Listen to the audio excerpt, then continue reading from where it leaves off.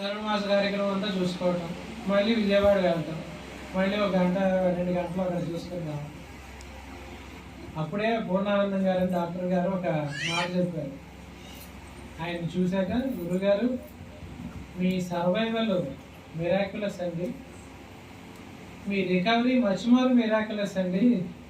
ఎందుకంటే brain clot వచ్చి ఆగటం అనేది కేవలం భగవంతుడి అనుగ్రహం, గురుగారు దయ. అలా ఆ ఘట్టం గడిపారు. అదైన తర్వాత ఉగాదికి ముందర వారికి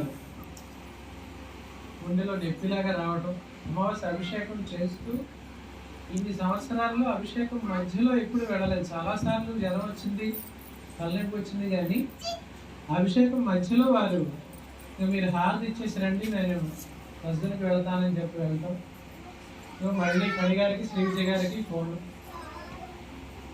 వాళ్ళు అక్కడి నుంచి అక్కడికి ఫోన్, ఇక్కడి నుంచి మేము వస్తాం, ఈసీజీ మిషన్ తీసుకొస్తాం, తీర్చుకుంటారా 7:00లోపు. 7:00లోపు కష్టం అండి, సుందరకాండ పారాయణ ఉంది, అయ్యాక తీర్చుకుంటారేమో అడగాలి, మాకు కూడా తెలియదు అంటే ఈయన నన్ను కేకలేశారు పనిగారు. అది మేము అక్కడ బోర్డంత బిజీగా ఉండే మొబైల్ ఈసీజీ మిషన్ తీసుకొస్తే నువ్వు ఆయన అడగాలంటావా, నువ్వు చెప్పకుండా తీర్చుకోవడం చెప్పకుండా.